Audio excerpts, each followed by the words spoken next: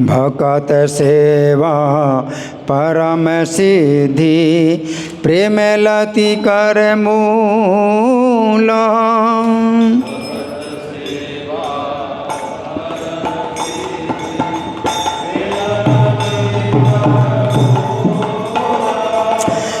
माधव तिथि भक्ति जननी माधव तिथि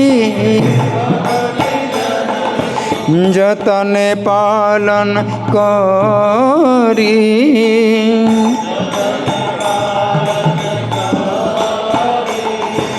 कृष्ण वसति वसति बोली कृष्ण वसति परम आदर बारी।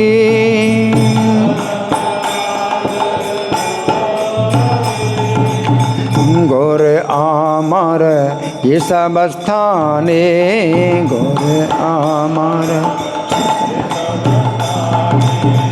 करल ब्राह्मण रंग।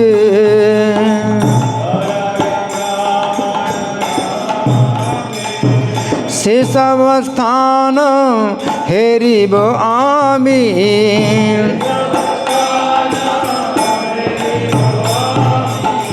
प्रलय भकत संगे।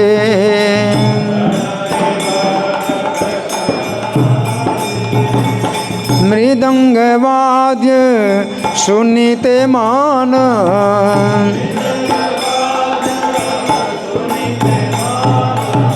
अवसर सदा याचे।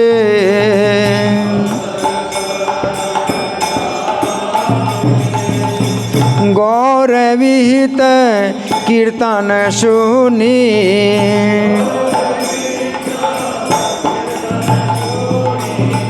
आनंद हृदय नाचे।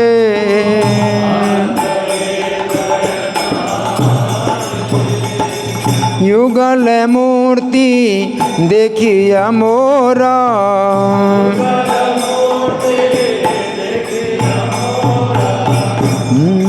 परम आनंद होयो।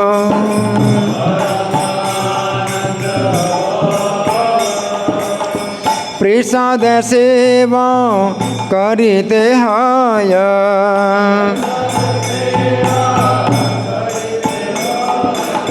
सकल प्रपंच जाय।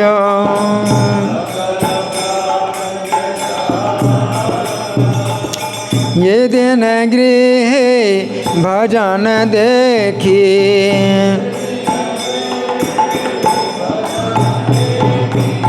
गृह ते गोलोक भाय।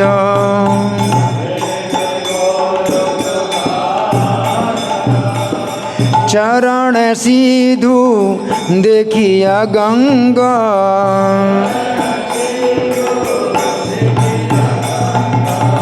सुख न सीमा पाया।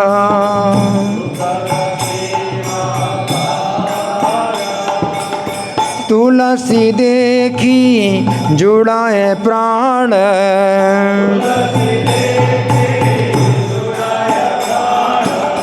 माधव तो सण जानी।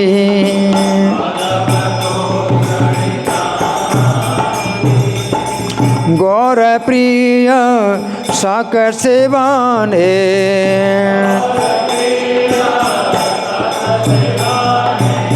जीवन सार्थक मानी।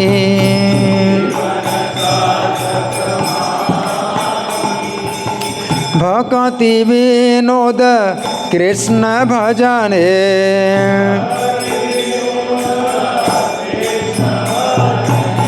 अनुकूल पाया।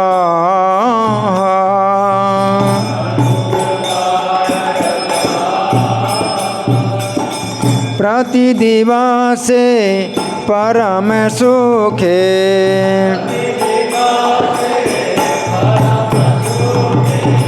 स्वीकार करये ताहा।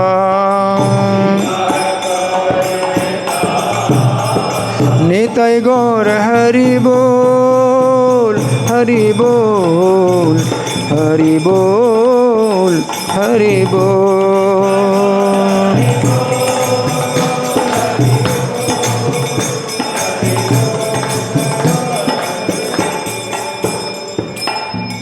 श्री राधा गोविंद देव भगवान की, श्रील प्रभुपाद की। तो ये जो प्रभुपाद लीलामृत का पाठ चल रहा है, तो जहाँ से पिछली बार रुका था वहीं से हम आगे बढ़ेंगे।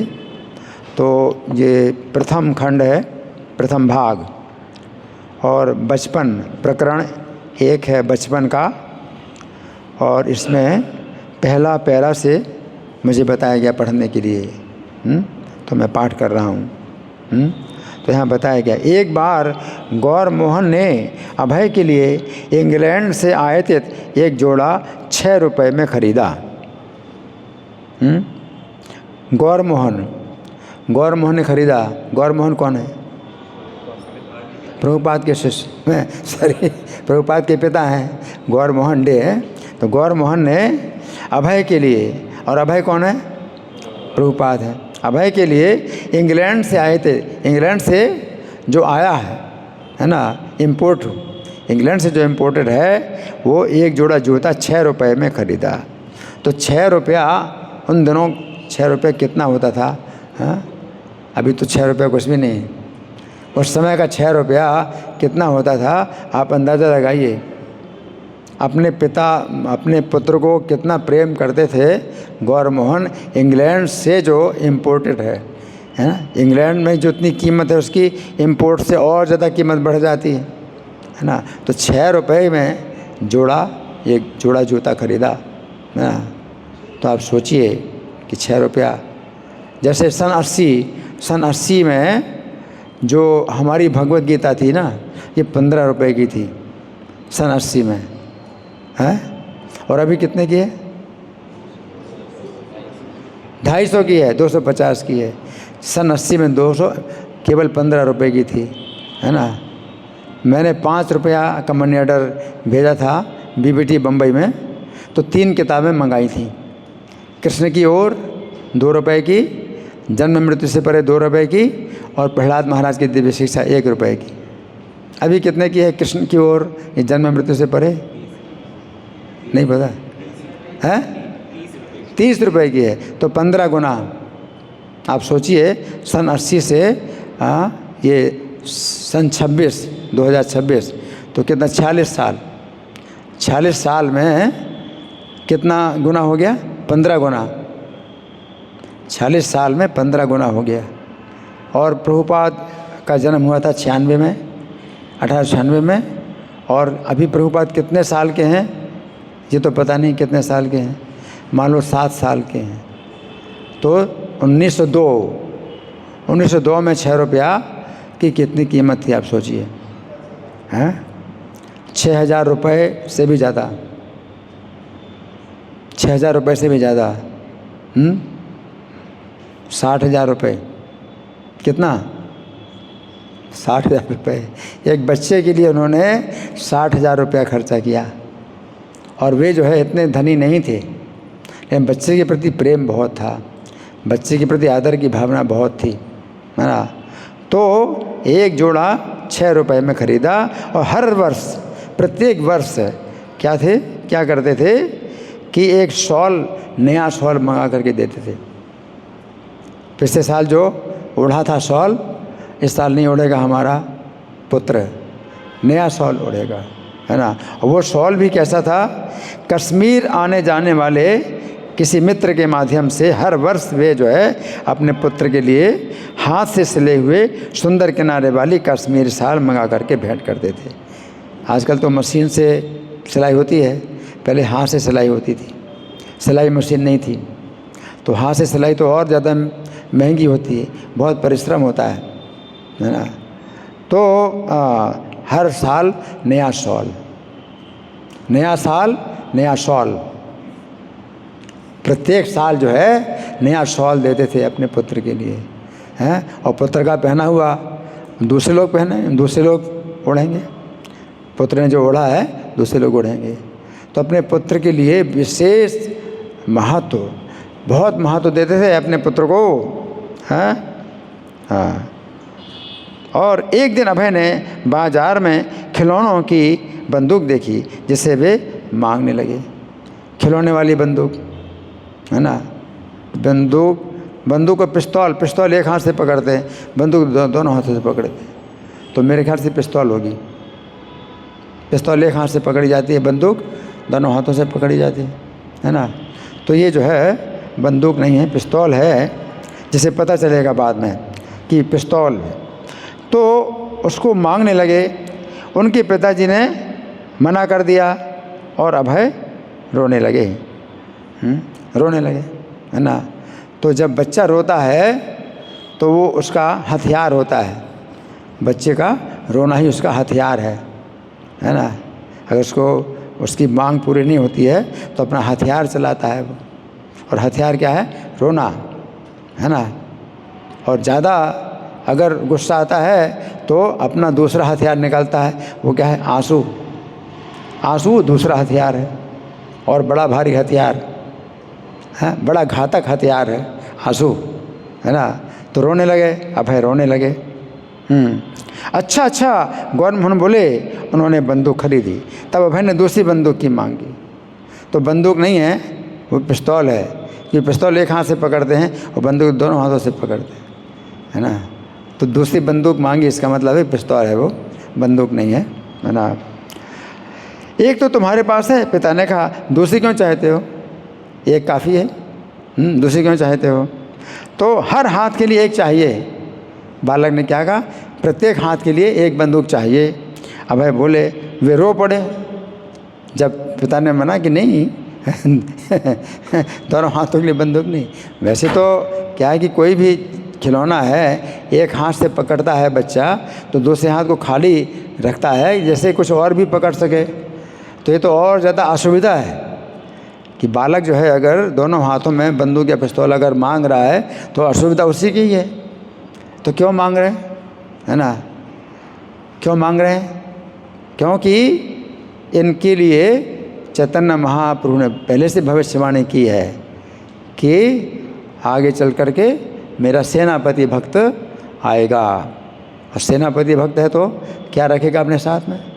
बंदूक, पिस्तौल, है ना। सेनापति भक्त वो कैसा है? दूर दूर से जाए, यदि पापी धर्म छाड़ी दूर देश से जाए, मोरे सेनापति भक्त जाई बेता था है। तो चैतन्य महाप्रभु का सेनापति भक्त है ये। गौर मोहन डे के घर में जो आया है कि चैतन्य महाप्रभु का सेनापति भक्त है ना। तो सेनापति की पहचान कैसी होती है? साथ में हथियार हो, है ना। तो दोनों हाथों में चाहिए, दोनों हाथों में चाहिए। प्रभुपाद से एक बार किसी ने पूछा था कि अगर आपको पूरी दुनिया का राजा बना दिया जाए तो सबसे पहले आप क्या कार्य करेंगे?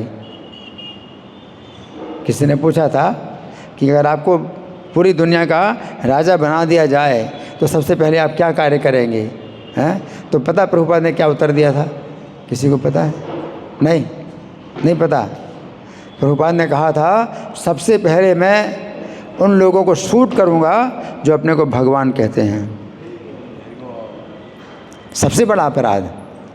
देखो कोई जीव है वो भगवान नहीं बन सकता। जैसे जुगनू है, सूरज नहीं बन सकती।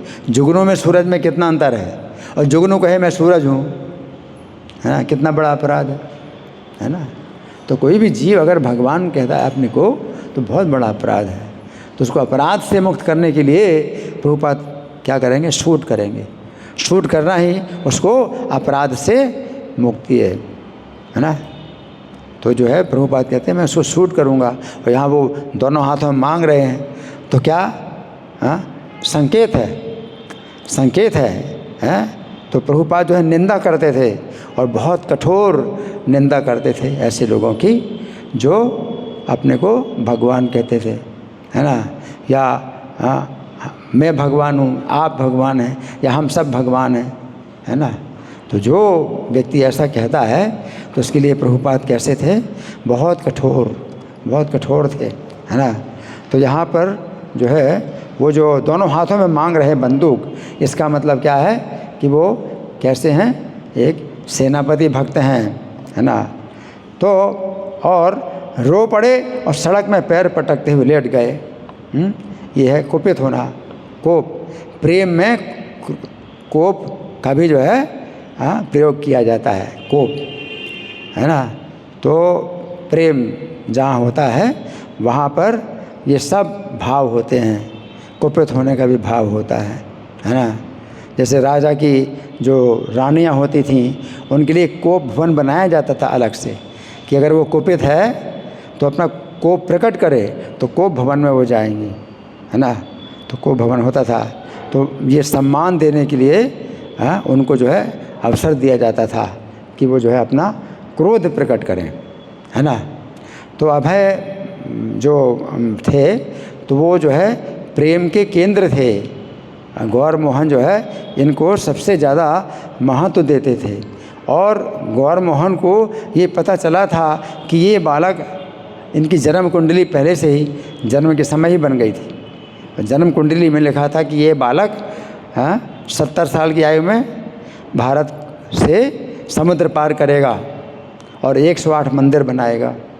तो गौर मोहन डे जब ये जान गए, इसके जन्म से ही जान गए कि ये बालक कैसा है, बहुत विशेष है, तो उसके क्रोध का भी आदर करते हैं, क्रोध का भी सम्मान करते हैं, है ना। तो ये प्रेम कहलाता है। जहाँ प्रेम होता है तो वहाँ क्रोध का भी सम्मान किया जाता है ना। फिर ये नहीं कि भाई गुस्सा क्यों कर रहे, आप गुस्सा क्यों कर रहे हैं, ये कोई शिकायत नहीं होती कि गुस्सा क्यों कर रहे हैं, है ना। गुस्सा करने में भी प्रेम बढ़ता है। तो बालक गुस्सा हो रहा है और पैर पटक रहा है, सड़क में लेट गया, पैर पटक रहा है, तो इससे भी प्रेम बढ़ता है ना। तो गौर मोहन डे जो है ये उनकी कमजोरी, प्रेम एक कमजोरी होती है। तो गौर मोहन डे जब प्रेम करते हैं बालक से, तो बालक के गुस्से में वो जो है क्या हो जाते हैं, वो समर्पित हो जाते हैं कि ठीक है जो कुछ कहो वो करूँगा। तो इस तरह से गौर मोहन ने जो है जब सड़क में पैर पटकते हुए लेट गए तो गौर मोहन दूसरी बंदूक खरीदने के लिए राजी हुए, तब अभय शांत हो गए, है ना।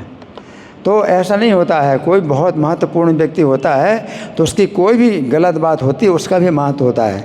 फिर ये नहीं होता है कि नहीं आप इतने बड़े भक्त हैं, आप कैसे गुस्सा कर रहे हैं, ऐसा नहीं होता। अगर आप भक्त से प्रेम करते हैं तो भक्त की हर बात का जो है महत्व दो, कि उसकी जो है कोई गलत बात भी हो तो वो भी जो है उसकी सही मानो कि वो सही है, उसकी इच्छा पूरी करो, प्रेम करो, ये होता है ना। नहीं तो क्या है, आप जो है यहाँ पढ़ोगे, अरे ये तो जो है कोई भक्त का लक्षण नहीं है। तो बचपन में प्रभुपाद भक्त नहीं थे, है ना। तो प्रभुपाद कहते हैं कि कभी भी ऐसा समय नहीं था जब मैं कृष्ण भावना भावित नहीं था, कभी भी ऐसा समय नहीं था, है ना।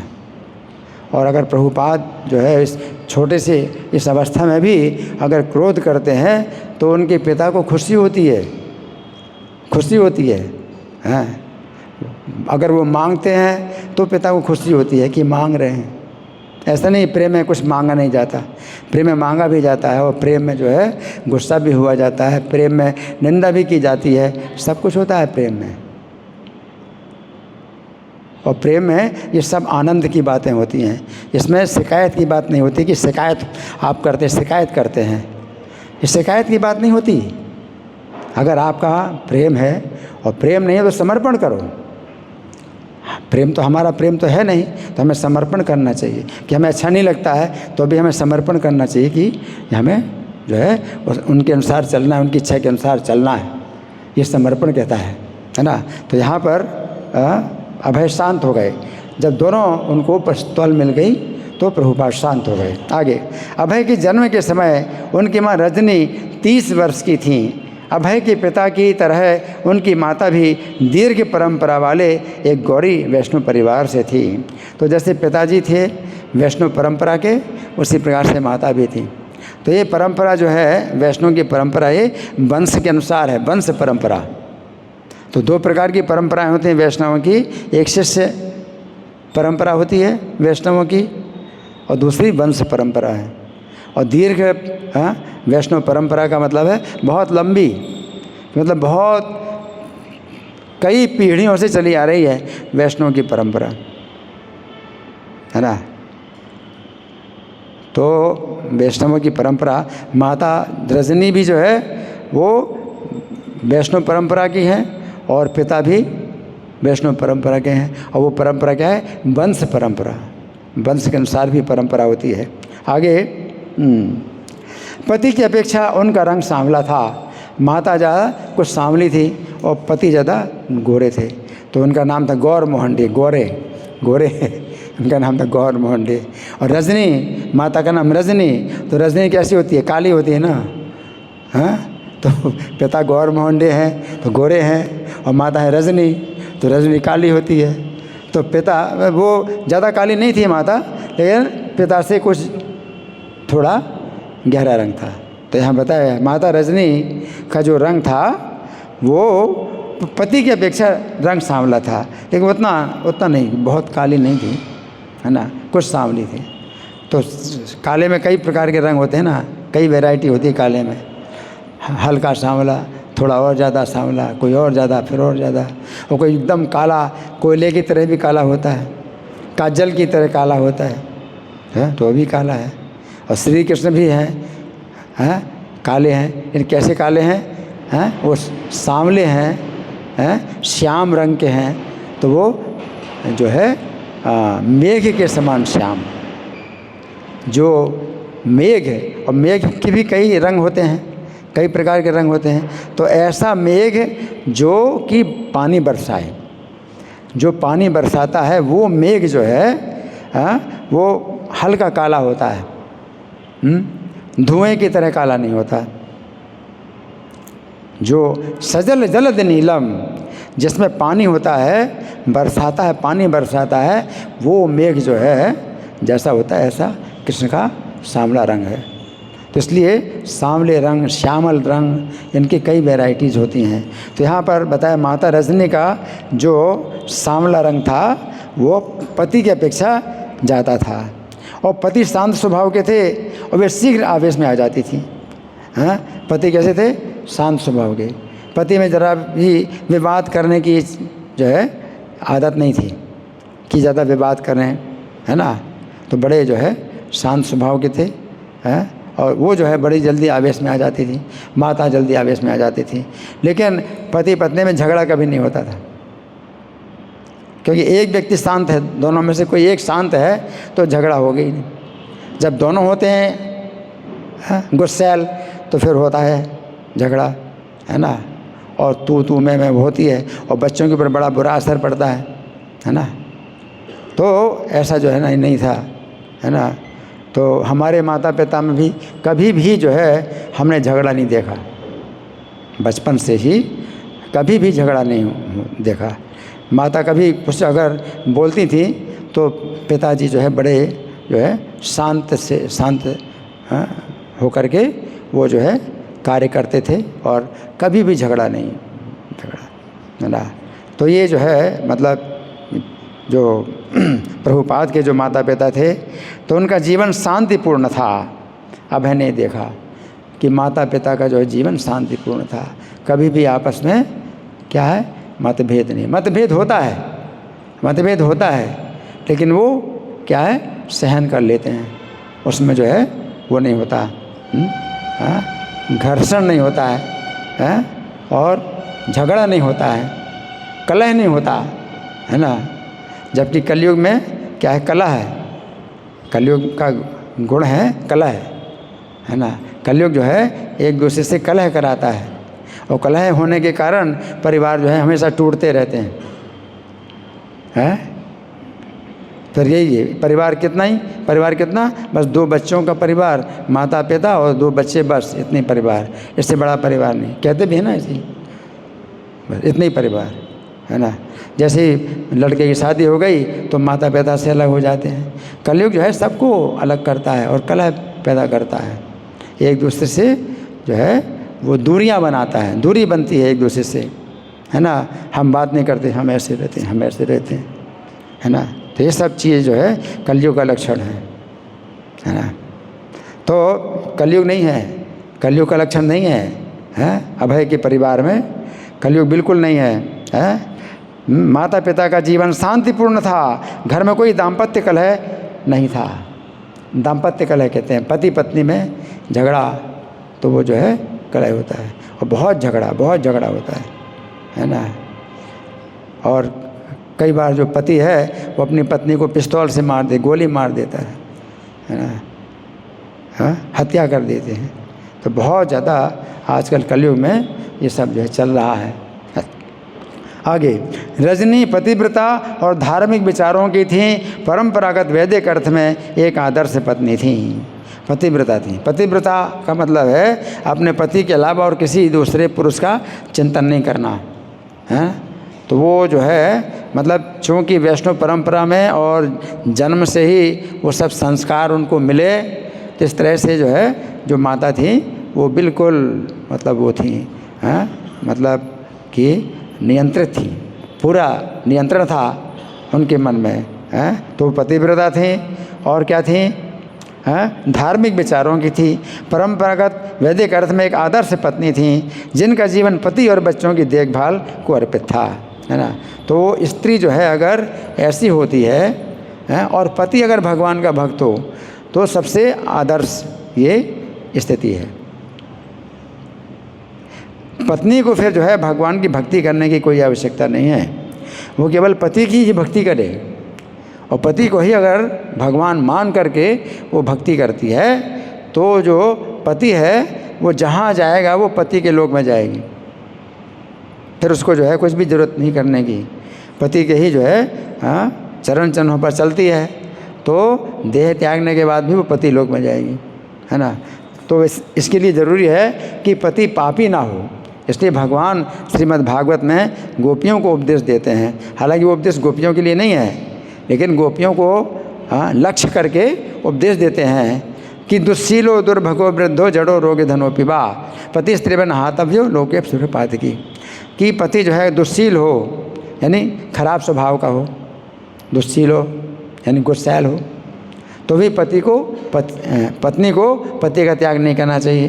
दुस्शीलो दुर्भगो माने अभागा है, दुर्भाग्य से ग्रसित है, तो भी पत्नी को अपने पति का त्याग नहीं करना चाहिए।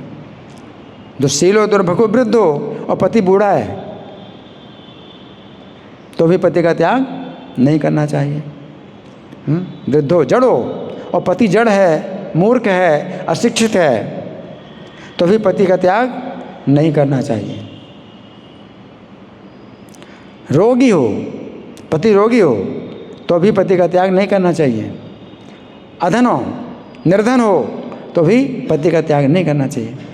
पति स्त्रीवन हातव्यो लोके सुभिर, अगर उत्तम लोक की कामना करती है पत्नी, अच्छी गति चाहती है कि उत्तम गति हो, तो पति का त्याग नहीं करना चाहिए, लेकिन अपातकी पापी ना होना चाहिए। अगर पापी है पति तो पति का त्याग तो नहीं कर सकती, लेकिन मन से फिर भी वो दूरी बनाए तो वो भी त्याग माना जाता है कि पति का त्याग उसने किया है। इस शरीर से तो त्याग नहीं सकती है कि कहाँ उसको आश्रय मिलेगा, लेकिन तो भी त्याग उसको करना चाहिए मन से, और पति के कार्यों में सहयोग ना दे तो वो एक ही है कारण है कि पति का त्याग इस मामले में किया जा सकता है ना। तो यहाँ ये सब जो है शिक्षाएँ जो है माता रजनी को प्राप्त हो चुकी हैं, और वे जो है इसी जो है शिक्षा के अनुसार जो है आदर्श पत्नी हैं, और उनका जीवन अर्पित है पति और बच्चों की देखभाल को अर्पित है। अब है देखते कि इनकी माता अपनी प्रार्थनाओं, मनौतियों और धार्मिक कृत्यों द्वारा सदैव यही सहज एवं भावुक प्रयत्न करते हैं कि उनके पुत्र का जीवन सुरक्षित रहे। मतलब इतना ज़्यादा पुत्र में उनकी जो है क्या एकाग्रता है, किसकी माता रजनी, अपने पुत्र में इतनी एकाग्रता है कि जितने भी धार्मिक कार्य करती हैं और प्रार्थना करती है, मनौती करती हैं, तो केवल यही मांगती हैं क्या कि मेरे पुत्र का जीवन सुरक्षित रहे, मेरे पुत्र का जीवन सुरक्षित रहे, ये जो है प्रार्थना करती हैं। हालांकि वो कुंडली में तो जन्म कुंडली में है कि 70 साल की अवस्था में ये बालक समुद्र पार करेगा, लेकिन तो भी प्रेम के कारण वो क्या है कि हमेशा चिंता होती है कि कुछ भी हो सकता है, और भौतिक संसार ये है, दुखों का स्थान है, संकटों का स्थान है, तो कुछ भी हो सकता है, संभावना है कुछ होने की, है ना। तो इसलिए हमेशा चिंता करती, है ना। ये चिंता क्या है, ये आसक्ति चिंता अगर भगवान के प्रति हो तो बिना किसी और प्रयास के, बिना किसी प्रयास के भगवान का धाम प्राप्त हो जाएगा। और भगवान के प्रति अगर ना हो तो किसी भक्त के प्रति हो, साधु के प्रति हो, चाहे अपने पुत्र के रूप में आसक्ति हो, और चाहे पति के रूप में आसक्ति हो, चाहे मित्र के रूप में आसक्ति हो, चाहे पिता के रूप में आसक्ति हो, चाहे गुरु के रूप में आसक्ति हो, कुछ अंतर नहीं पड़ता है। गुरु हो या पिता हो, पति हो, पुत्र हो, आसक्ति ही जो है उसको ले जाएगी भगवान के धाम में। हाँ, आसक्ति। अब उनकी आसक्ति, माता रजनी की जो आसक्ति अपने पुत्र के प्रति है, इसको आप भौतिक आसक्ति नहीं कह सकते, ये भौतिक आसक्ति नहीं है।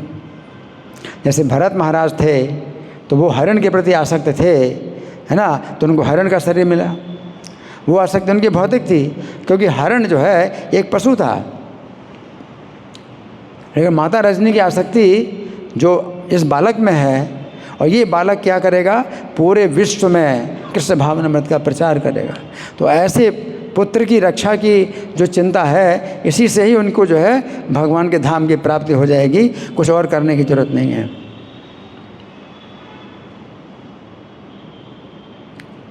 कुछ भी करने की जरूरत नहीं है। सएव साधु सुकृतो मोक्ष द्वारम अपावृतम, मुक्ति का खुला हुआ द्वार है, वैकुंठ का खुला हुआ द्वार है। आसक्ति, और भौतिक संसार में जैसी आसक्ति होती है, वैसी आसक्ति साधु के प्रति हो जाए तो मुक्ति का खुला हुआ द्वार है। वो साधु जो है, चाहे गुरु के रूप में आसक्ति है होती है आपकी, या पुत्र के रूप में होती है, पिता के रूप में होती है, मित्र के रूप में, कोई भी आसक्ति, उसी आसक्ति से ही फिर गुरु की भी जरूरत नहीं है अगर वो शुद्ध भक्त है। तो माता रजनी के लिए कोई ज़रूरत ही नहीं है कि भैया अब उनको जो है और कुछ और करना हो प्रयास, कि भाई भगवान के धाम जाना है, अब वो भगवान के धाम में नहीं जाएंगी, ऐसा कुछ भी कारण नहीं है। तो पूरी एकाग्रता उनकी, जितने भी कार्य करते हैं, धार्मिक कार्य करती हैं, एकाग्रता केवल यही है कि हमारे पुत्र की जीवन की रक्षा हो, मेरे पुत्र के जीवन की रक्षा हो, और सहज और भावुक प्रयत्न करती हैं कि उनके पुत्र का जीवन सुरक्षित रहे। वे जब कभी खेलने के लिए बाहर जाते हैं, खेलने के बाहर जाते हैं कौन, अभय, खेलने के लिए बाहर जाते हैं तो उनकी माँ उन्हें ठीक से कपड़े पहनाती हैं, ठीक से चेक करती हैं सब कपड़ा ठीक है कि नहीं, खेलने के लिए बाहर जा रहे हो, है ना। तो पुत्र को देखती, भाई सबकी नज़रों में हमारा पुत्र जो है अच्छा दिखाई दे, ठीक ठाक दिखाई दे, हाँ। तो उनको ठीक से कपड़े पहनाती हैं और उंगली में थूक लेकर माथे पर लगाती हैं। उंगली में थूक ले माथे में लगाती, है ना। अभय की समझ में इसका महत्व कभी नहीं आया कि ऐसा क्यों करती हैं, तो कुछ ऐसी बातें होती हैं जिनका कुछ कारण नहीं है, शास्त्रीय कारण नहीं है, लेकिन वो कुछ जो है लौकिक कुछ जो है वो होती हैं ऐसी मान्यता, लोगों ऐसी मान्यता होती है। तो ये तो मैंने भी पहली बार यहाँ मैं पढ़ रहा हूँ कि ऐसा भी है, माता ऐसा करती है। किसी हमने कभी नहीं सुना, ना कभी देखा कोई माता ऐसा करे। तो मुंह में से जो है जीभ में मुंह लगा के, मतलब उंगली में जो है जीभ में उंगली लगा करके और माथे में रगड़ती। तो ये जो है करती हैं, तो ये सब करती रहती हैं। अब है जो है विनम्रतापूर्वक खड़े रहते हैं, क्योंकि माता की जो भावना है वो पहचानते हैं। और कोई जो है कार्य होता है ऐसा कि जो कि अच्छा नहीं लग रहा है, लेकिन उस कार्य को जो है आदर करते हैं अभय, ये जान करके कि माता की भावना कैसी है, अच्छी है। और भावग्राही जनार्दना, भगवान भी भावग्राही हैं, भगवान भी भावग्राही हैं, है ना। जैसे सबरी है, जूठे बेर खिला रही है भगवान को, लेकिन उसके अंदर जो है भाव यही है कि प्रभु को जो है ये कड़वा या खट्टा फल कहीं ना मिल जाए, तो उसे चख करके, बेर को चख करके उसने भगवान को खिलाए, है ना। तो भगवान उसके भाव को ग्रहण करते हैं। तो इसी प्रकार से अभय भी जो है माता के भाव का आदर करते हैं, कि माता जो है कुछ बात ऐसी कर रही है, कोई कार्य जो शास्त्र साधु आचार्य के अनुसार नहीं है ना, लेकिन अपने जो है माता का जो है वो सामने विनम्रतापूर्वक खड़े रहते, मालिक की बगल में कुत्ते की भांति। जैसे मालिक के साथ कुत्ता रहता है ना, तो बड़े जो है आदर के साथ मालिक के साथ रहता है और बहुत विनम्रतापूर्वक रहता है मालिक के साथ। इसी प्रकार से अभय जो है अपनी माता के प्रति बहुत आदर की भावना के साथ में, विनम्रता के साथ में खड़े रहते थे, है ना। तो ये सब चीज़ सीखने की हैं, ये सब बातें सीखने की हैं, है ना। आगे, गौर मोहन की भांति ही रजनी अभय को बहुत प्यार करती थी, किंतु जहाँ उनके पति पुत्र के प्रति अपना प्यार, अपनी उदारता, उसकी आध्यात्मिक सफलता की योजनाओं द्वारा अभिव्यक्त करते, वहाँ भी अभय को खतरों, रोगों और मृत्यु से बचाने के लिए अपने प्रयत्नों से करती। तो दोनों का प्रेम जो है अभय के प्रति है, दोनों का प्रेम अभय के प्रति है। तो देखो, पति और पत्नी दोनों के केंद्र में कौन है? या तो भगवान होने चाहिए, या तो भगवान होने चाहिए केंद्र में पति पत्नी के, तो फिर वो जो है वैकुंठ बन जाता है घर, भगवान हो। और या फिर पुत्र केंद्र में हो और वो पुत्र हो भगवान का भक्त, तो भी जो है वैकुंठ है, तब घर वैकुंठ है। तो दोनों प्रेम करते, परंतु जहाँ तक गौर मोहन डे की भावना थी कि अपने पुत्र का भविष्य जो है बनाए, भविष्य बनाए। क्या, कैसा भविष्य बनाए? कि भक्ति में बहुत ऊंचे उठे, बहुत आगे बढ़े भक्ति में। उनकी जो है ये भावना थी, आध्यात्मिक सफलता की योजनाओं द्वारा, कि इनको जो है मतलब मृदंग सिखाते, मृदंग भी उन्होंने सिखाया, है ना, पूजा करना सिखाया। तो बहुत सी चीज़ें कि ये बड़ा होकर के क्या बने? भगवान का बहुत बड़ा भक्त बने। और जहाँ तक माता रजनी की बात थी, वो इस समय की हमेशा सुरक्षा की चिंता करती थी कि कोई रोग ना आ जाए, किसी प्रकार की जो है बाधा ना आ जाए, कोई संकट ना आ जाए, है ना। तो वो इस प्रकार से चिंता करती, रक्षा की चिंता करती कि मेरे पुत्र की रक्षा हो, है ना। तो ये सोचते हैं। तो दोनों में जो है किसी प्रकार का विरोध नहीं है। गौर मोहन डे भविष्य की सोच रहे हैं और रजनी माता क्या सोच रही? वर्तमान की। दोनों सही हैं, अपनी जगह पर दोनों सही हैं। वर्तमान में उनके पुत्र को क्या हो, ना रोग हो, ना कोई बाधा हो, मन में भी कोई अशांति ना हो। तो ये सब जो है शरीर की रक्षा, मन की रक्षा, बुद्धि की रक्षा, इस तरह से वो सोचती हैं, माता सोचती हैं, है ना। तो फिर एक बार उन्होंने अपने स्तन का खून एक देवता को इस प्रार्थना के साथ चढ़ाया कि वो देवता अभय की हर खतरों से रक्षा करे। स्तन का खून चढ़ाया, मतलब सुना, किसी ने बताया कि भाई ऐसा करने से अपने पुत्र की रक्षा होगी, तो अपने स्तन का खून चढ़ाया, है ना। मतलब कितना इसमें त्याग है, ये भी तपस्या है, और किस लिए है? अपने पुत्र की रक्षा के लिए। तो भगवान जो है भाव को देखते हैं कि कैसी भावना है, तो कि हमारे पुत्र की रक्षा हो, अपने स्तन का खून देवता को चढ़ाया कि हर प्रकार के खतरों से रक्षा हो। अभय के जन्म पर उनकी माँ ने तब तक बाएं हाथ से खाने का व्रत लिया। जन्म से ही, बालक के जन्म से ही उन्होंने नियम बनाया। क्या नियम बनाया?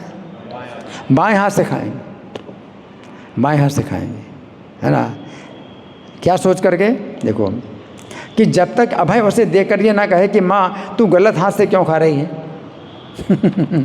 तो अभी तो बालक का जन्म हुआ है, तो उसको कुछ पता ही नहीं है ना।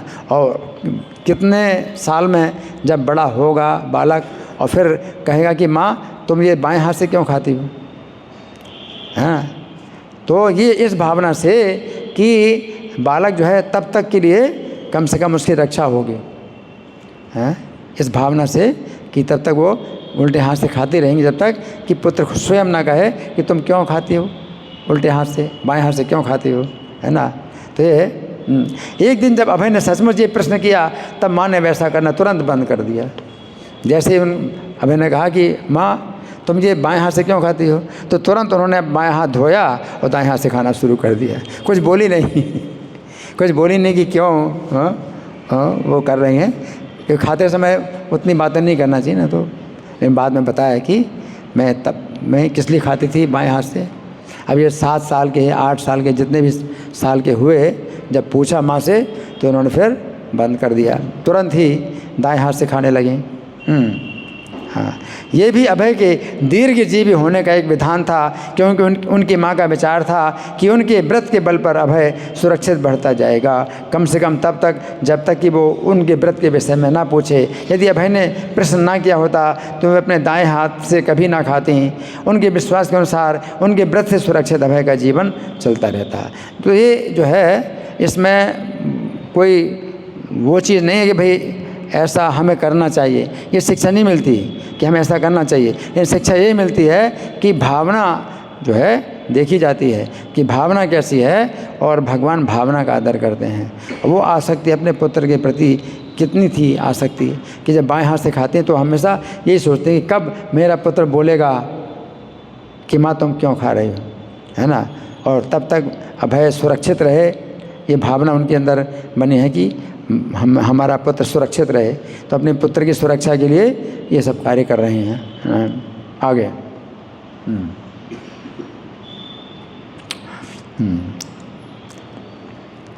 हाँ, यदि अभय ने प्रश्न ना किया होता, हाँ ठीक है, आगे अभय की सुरक्षा के लिए माँ ने उनके पैर में लोहे का कड़ा पहना दिया। ये भी लोहे में पैर का कड़ा, है ना।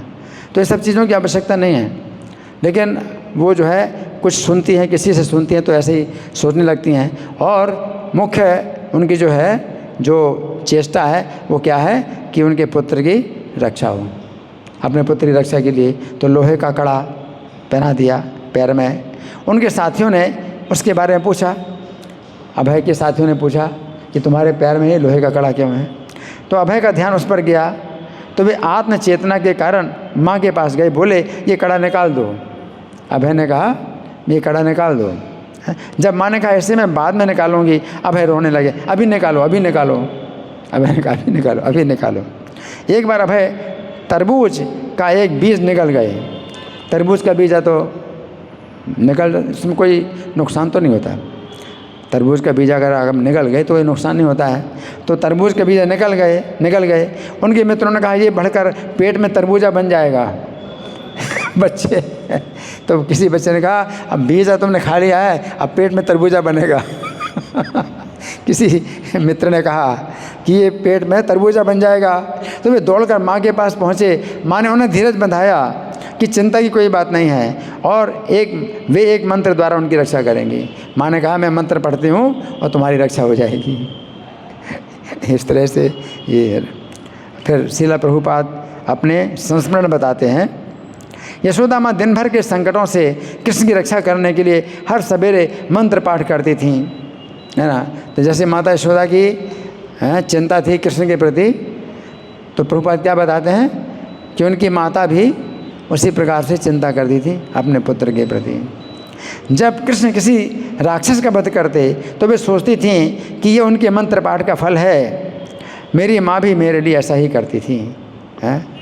तो कृष्ण तो भगवान है, साक्षात भगवान है, तो वे जो है किसी असुर का वध कर देते थे तो माँ क्या सोचती हैं कि मेरे मंत्र पाठ का है, मैं मंत्र पाठ करती हूँ, इसका फल इसके मेरे पुत्र की रक्षा हो गई।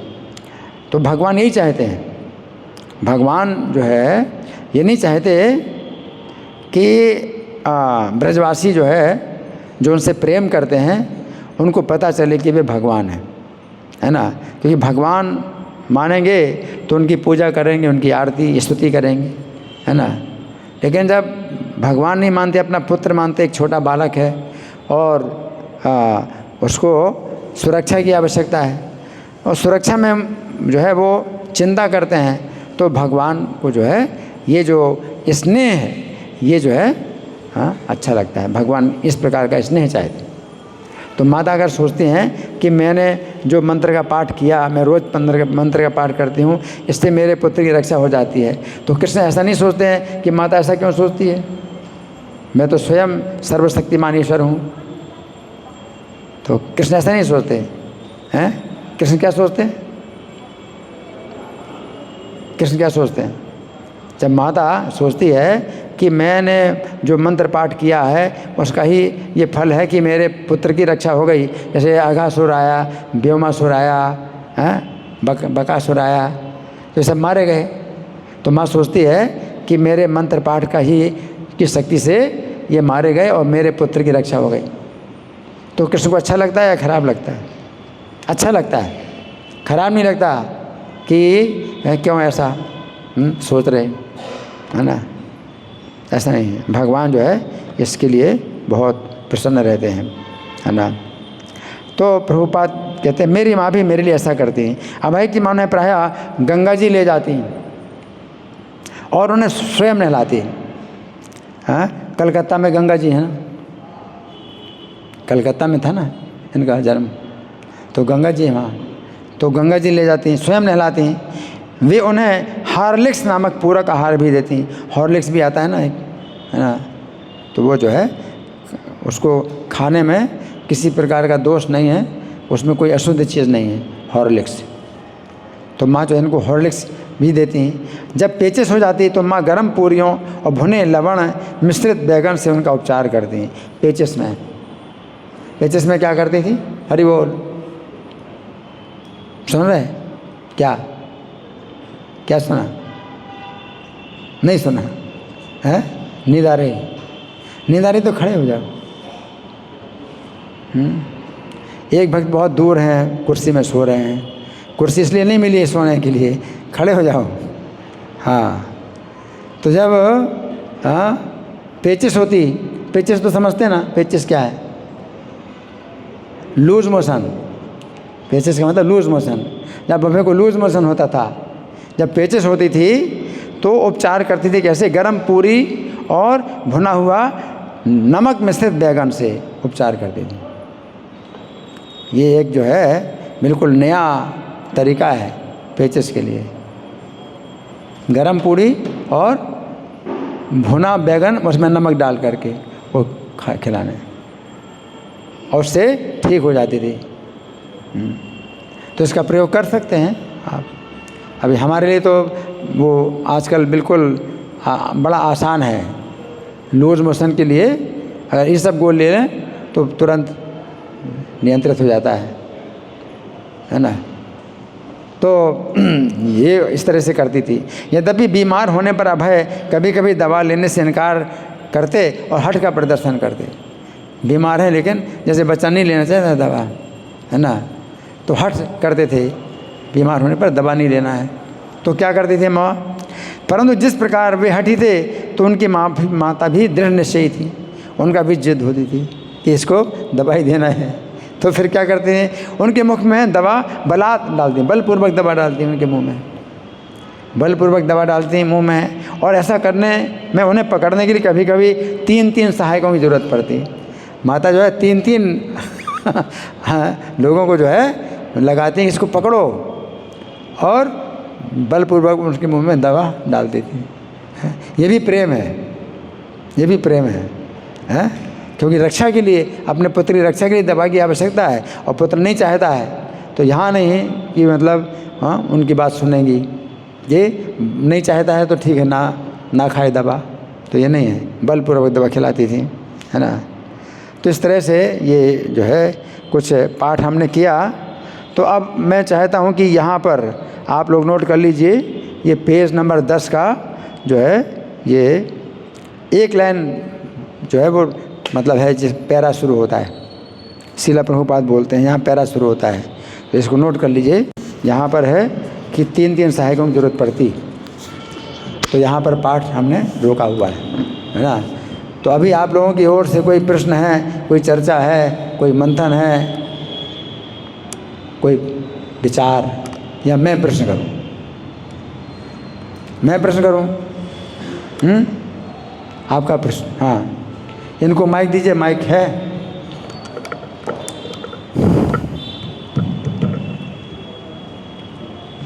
हरे कृष्णा प्रभु जी, आपके श्री चरणों में दंडवत प्रणाम जी। आपने जैसे ये श्लोक बताया था प्रभु जी पति के लिए कि पति अगर भक्त है तो उसकी सेवा करना, अगर पापी है तो मन से अवॉइड करना, ये किस शास्त्र में है? जैसे मैं ये भगवान जो है श्रीमद् भागवत में गोपियों से कहते हैं। श्रीमद् भागवत का 10वां स्कंद है और अध्याय संख्या 29, श्लोक संख्या देखना पड़ेगा। दुस्सीलो दुर्भगो वृद्धो जड़ो रोग धनो पिबा पति स्त्री में नहातव्यो लोक के सूर्य पातकी, कि अगर पापी नहीं है तो, है ना, तो स्त्री को जो है पति का त्याग नहीं करना चाहिए। ठीक है ना जी। और कोई प्रश्न? हो गया, ठीक है। तो मैं प्रश्न करूं या किसी का प्रश्न है? हैं? आपका प्रश्न है? जी। अच्छा, हरे हाँ। कृष्ण। तो प्रभु जी जैसे ये भी सुना कि जैसे नॉन डिवोटी अगर हो हस्बैंड किसी का, तो फिर तब त्यागना चाहिए, मतलब ये भी सही है? हाँ, नॉन डिवोटी तो मतलब वही है कि जो एक प्रकार से पापी। तो आजकल तो यही है, समाज में बहुत मतलब पाप फैला हुआ है ना। तो इसमें यही है कि जो स्त्री है वो अपने पति से उतनी दूरी बना करके रखे जिससे कि उसको पापों में सहयोग ना देना पड़े। जो पत्नी है वो पति के पाप में सहयोग ना दे, परंतु अगर बहुत ज़रूरी पड़ जाता है तो फिर उसको पाप में सहयोग देना पड़ेगा। लेकिन उसको मन से जो है वो उससे नफ़रत होनी चाहिए कि मुझे करना पड़ रहा है, मैं क्या करूं। ये व्यवस्था है। तो व्यवस्था में वो जो है पति के पाप में सहयोग देगी, क्योंकि मान लो वो कहता है कि मुझे मांस खाना है और मांस पकाओ, तो मांस पकाना भी पाप है। लेकिन हाँ, अगर वो जो है मतलब डांटेगा, मारे पीटेगा तो क्या कर सकती है, तो उसको करना पड़ेगा, मांस पकाना पड़ेगा। तो इस तरह से भगवान जानते हैं कि अगर मजबूरी है तो पत्नी को जो है ये कार्य करना पड़ता है, लेकिन मन ही मन जो है वो प्रार्थना करे कि मैं इस पाप से मुक्त होऊं, है ना। और समय बदलता है, तो जो पत्नी है अगर भक्त है और पति जो है भक्त नहीं है तो समय आगे चल कर के बदलेगा, और या तो उसका फिर अधिकार इतना हो जाएगा कि पति की बात नहीं मानेगी और पति उसके सामने झुक जाएगा, या फिर उसका पति ही भक्त बन जाए। तो या तो पति भक्त बन जाएगा और मांस खाना छोड़ दे, और नहीं तो जो है अगर पति मांस खाता है तो वो जो है अपने अलग से रहेगी और उसको जो है कोई ज़रूरत नहीं है कि पति के जो है इस कार्य में ज़रा भी सहयोग दे। तो ये सब जो है भगवान की भक्ति से और भगवान से प्रार्थना करने से जो है ये सब आ जाता है कि समय बदलता है और उसको जो है असत संग से छुटकारा मिल जाता है। ठीक है ना जी। तो मैं प्रश्न करूँ? ठीक है, तो मैं प्रश्न कर रहा हूँ। तो यहाँ पर बताया है कि माता रजनी का प्रेम था अभय के ऊपर और पिता गौरमोहन का भी अभय के ऊपर प्रेम था। तो दोनों का प्रेम, दोनों के प्रेम के केंद्र तो अभय थे, परंतु कुछ अंतर था, दोनों के प्रेम में कुछ अंतर भी था। तो क्या अंतर था, कौन बताएगा? हाथ उठाइए। हाँ जी, आप बताओ। हरे कृष्ण। जो पिताजी थे वो अभय के आध्यात्मिक उन्नति को लेके केंद्र में रख के उसकी चिंता करते थे, और माताएं उनकी वर्तमान में कि किस तरीके से रक्षा हो उसकी चिंताओं में लगी रहती थी। हाँ, तो इसमें कोई विरोध नहीं है, दोनों की आवश्यकता है। तो शरीर की रक्षा के लिए माता चिंता करती थी कि वर्तमान में जो है सब प्रकार की जो आपत्तियां हैं, विपत्तियां हैं, वो सब दूर हों। और पिता जो है सोचते थे भविष्य में कि हमारा जो पुत्र भविष्य में क्या बने, बहुत बड़ा भक्त बने, है ना। तो दोनों में कोई अंतर नहीं था। और गौरमोहन डे जो है अपने घर में बहुत से साधुओं को ठहराते थे, तो उनके घर में बहुत से साधु ठहरे रहते थे।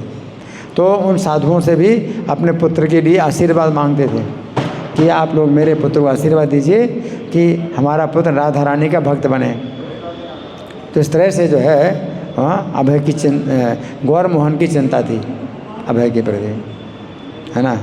अच्छा, और ये सेनापति भक्त हैं, भगवान चैतन्य ने जो है अपना सेनापति भक्त भेजा है गौर मोहन डे के घर में। तो इसका संकेत कैसे मिला, उनके कौन से कार्य से संकेत मिला कि सेनापति भक्त हैं? कौन बताएगा? हाथ उठाइए। हाँ जी, आप बताओ। अभय जब छोटे बच्चे थे तब हाथ में पिस्तौल मांगे थे, 2 हाथ में 2 पिस्तौल मांगे। हाँ, खिलौने वाली पिस्तौल मांग रहे थे, लेकिन वो पिस्तौल जो मांग रहे हैं तो उसमें भी मतलब कुछ पता चलता है, क्योंकि इतने छोटे बच्चे जो है का अगर परीक्षा की जाए कि कौन सा वर्ण है, ब्राह्मण है या क्षत्रिय है या वैश्य है, शूद्र है, क्योंकि प्राचीन काल में भी जो है ये जन्म के अनुसार ये वर्ण का निश्चित नहीं किया जाता है कि भाई ब्राह्मण परिवार में पैदा हुआ तो ब्राह्मण है, क्षत्रिय परिवार में पैदा हुआ तो क्षत्रिय है, ऐसा नहीं है ना। तो इनका भी जो है ये पहचान हो गई कि क्षत्रिय हैं, जैसे सेनापति है ना। तो कैसे इन्होंने जब देखा तो कोई मेला है, कोई बाज़ार है, बहुत सी चीज़ें बिक रही, तो क्या मांगा? पिस्तौल मांगा, है ना। इसका मतलब क्या है? ये क्षत्रिय है, मायावाद का खंडन करेगा है ना। हाँ, तो यदि युद्ध की जो है भावना है, युद्ध की भावना है ना। सेनापति का मतलब युद्ध की भावना हो, हालांकि वो युद्ध जो है वो आध्यात्मिक रूप से, शारीरिक युद्ध नहीं है, वो आध्यात्मिक रूप से युद्ध है ये। तो ब्राह्मण में भी जो है वो जिसमें क्षत्रिय की भावना हो, तो ऐसे भी ब्राह्मण होते हैं जो कि जिनमें क्षत्रियता की भी भावना होती है। तो पिस्तौल जो उन्होंने मांगी तो उससे जो है संकेत मिला कि ये जो बालक है ये युद्ध को पसंद करता है, युद्ध करना पसंद करता है ना।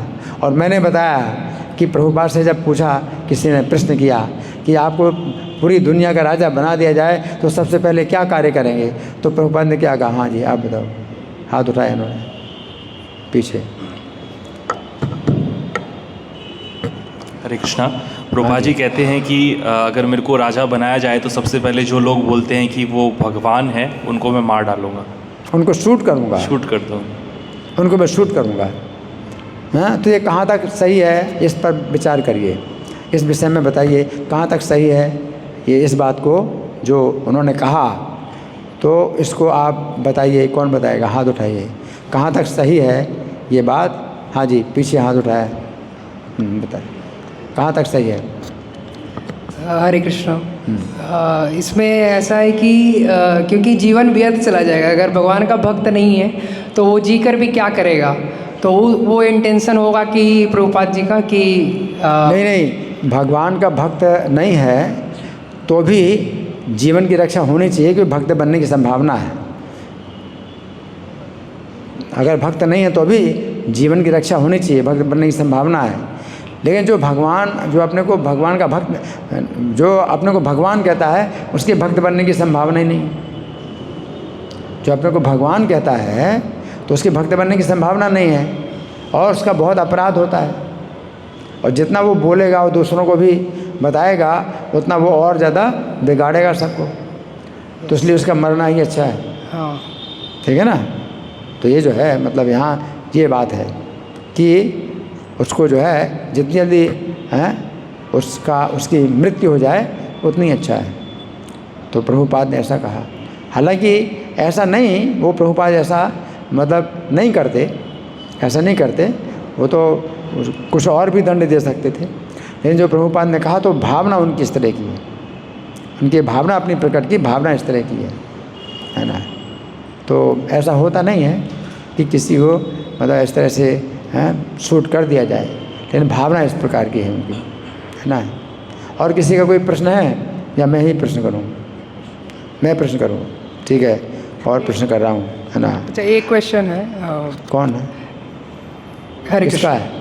अच्छा, आपका प्रश्न। हाँ जी, कि प्रभुपाद जी जो है गृहस्थ में तो थे, लेकिन जिस तरह से वो धन अर्जन कर रहे थे, बाद में उनको फोर्सफुली मतलब उनका नुकसान हो जाता है, और फिर उसके बाद वो अपने आध्यात्मिक गुरु के जो आदेशों को पूर्ण करने के लिए फिर प्रयास करते हैं। तो इसे हम किस प्रकार से समझ सकते हैं कि उतने समय तक उन्होंने धन अर्जन करने में जो समय व्यतीत किया है, बहुत सारा समय। देखिए प्रभुपाद जो है धन अर्जन कर रहे थे तो उनकी इच्छा यही थी कि इसके द्वारा, धन अर्जन के द्वारा वे जो है कृष्ण भावनामृत को फैलाएंगे, ज़्यादा से ज़्यादा साहित्य का जो है प्रकाशन करेंगे और इसका वितरण करेंगे और विदेश में वो अपने किसी शिष्य को भेजें। तो हालांकि उनकी जन्म कुंडली में था कि ये खुद जो है समुद्र पार करके और जाएंगे, है ना, लेकिन उन्होंने ये सोचा कि इसमें तो उनके लिए जो है बड़ी असुविधा है, समुद्र पार स्वयं करें। तो वो सोचते थे कि अधिक से अधिक जो है धन मैं इकट्ठा करूं और किताबें भिजवाऊं और कृष्ण भावनामृत का संदेश भिजवाऊं और इस तरह से पूरी दुनिया में जो है ये आंदोलन को फैलाऊं, भक्ति का आंदोलन फैलाऊं। लेकिन भगवान की इच्छा ऐसी नहीं थी। भगवान ने पहले से निश्चित कर दिया था कि ये स्वयं जाएंगे, हाँ, समुद्र पार करेंगे और स्वयं जो है पूरी दुनिया में यात्रा करेंगे और लोगों को भक्त बनाएंगे। तो इसलिए उनकी योजना सफल नहीं हुई। धन कमाने की योजना है वो भी मिट गई, विफल हो गई, और उन्हें कोई भारत में कोई ऐसा शिष्य मिला भी नहीं।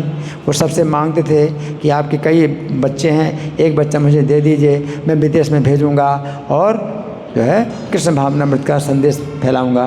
तो कोई भी अपना पुत्र देने के लिए तैयार नहीं हुआ। तो जो भगवान की इच्छा थी, और जब भगवान की इच्छा थी कि 70 साल में ये जो है मतलब ये कार्य करेंगे, तो उस अवस्था में 69 ईयर्स ये जब थे तो सन 65 में, है ना, सन 65 में समुद्र पार किया, है ना, और 70 साल की अवस्था में एक घर बनाएंगे, एक ऐसा घर बनाएंगे जिसमें पूरी दुनिया रह सकती है। तो सन 66 में वो इस्कॉन का पंजीकरण हुआ। इस्कॉन का तो पूरे 70 साल हो गए, सन 66 में पूरे 70 साल हो गए। तो जैसा मतलब निश्चित होता था वैसा ही हुआ। लेकिन समय से पहले वो चाहते थे कुछ करना, तो समय से पहले कुछ कार्य नहीं हुआ। लेकिन उनकी जो भावना थी वो तो फिर भी थी कि चाहे सफल नहीं हो रहे, उनकी भावना तो यही थी क्या कि पूरी दुनिया में कृष्ण भक्ति का आंदोलन फैलाया जाए। तो भक्ति की जो भावना होती है, चाहे वो सफल ना हो, लेकिन भगवान फिर भी उसको सेवा मानते हैं।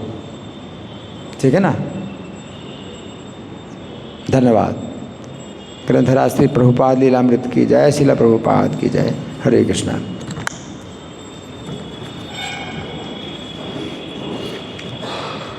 तो हम प्रभु जी का बहुत धन्यवाद करते हैं। तो प्रभु जी जैसे दिल्ली मंदिर से हैं, तो प्रभु जी के बारे में बताया जाता है कि पिछले 30-40 साल से कभी भी उन्होंने दिल्ली मंदिर में मंगल आरती मिस नहीं किया। बाहर भी जाना चाहते हैं तो एक दिन में जाके आ जाते थे और फिर मंगल आरती अटेंड करते थे।